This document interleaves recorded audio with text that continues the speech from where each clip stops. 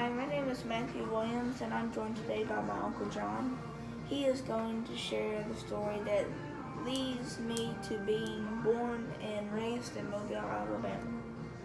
It's a story about my pop's American dream. So Matthew, thank you. So I'd like to tell that story, and it starts a long time ago in 1953. Your pop was from Boston, as you know, and one day his boss said, I got a 6-month assignment for you down in Mobile, Alabama. So they sent him to Mobile. Well, most of the guys that they sent from Boston were, northerners to Mobile. They did not like Mobile very much. And your pop, he loved Mobile. So after that 6 months assignment, he went home and he said, I want the first permanent job in Mobile. And that came in 1955. So in 1955, he was dating your grandmother at that time. Pop said, I'm going to Mobile. If you're coming, let's go. So they got married, came to Mobile, and he began his career in earnest in Mobile, Alabama. The city of Mobile at the time and the paper industry at the time were both growing. The 50s were a good time in Mobile, and because of that, it offered a lot of opportunities for Pop in the paper mill. So he came in at a lower level, but there were a lot of different jobs, and over years of time, he moved up the line. And at the same period of time that the mill was growing, Mobile was growing also. And Mobile was a nice city, and he liked Mobile, the size of Mobile. There was enough economic activity that it was a good place to be. And the mill was growing too. They went from a couple of paper machines to 3 paper machines and to 4 paper machines, so forth. There was always an opportunity to grow.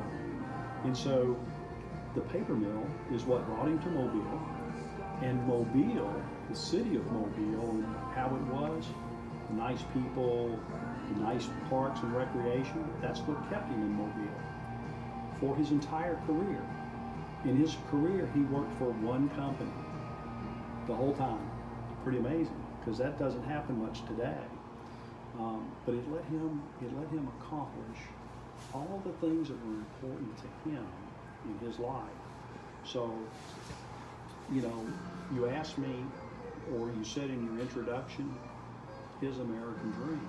And what is that?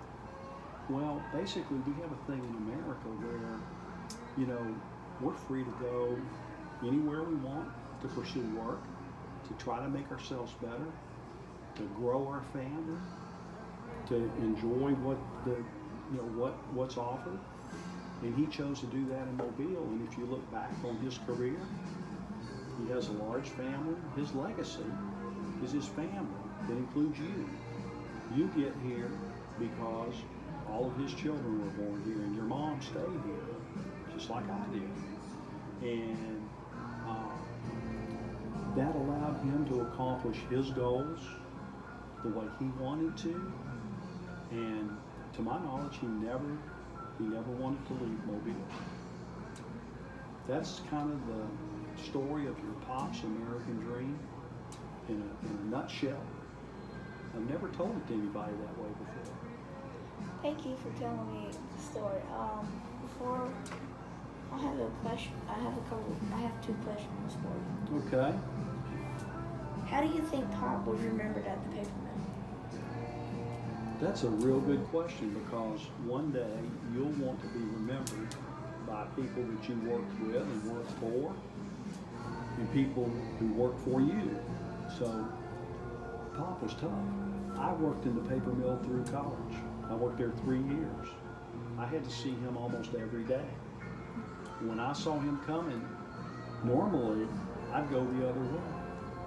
So he was tough, but he was also fair.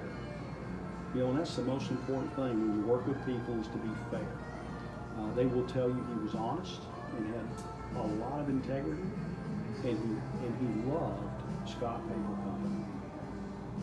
If Pop had a better opportunity, wrong question.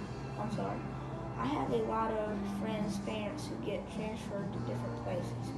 How was Pop able to stay at one place at his job and not move at all? So first of all, he was really good at what he did.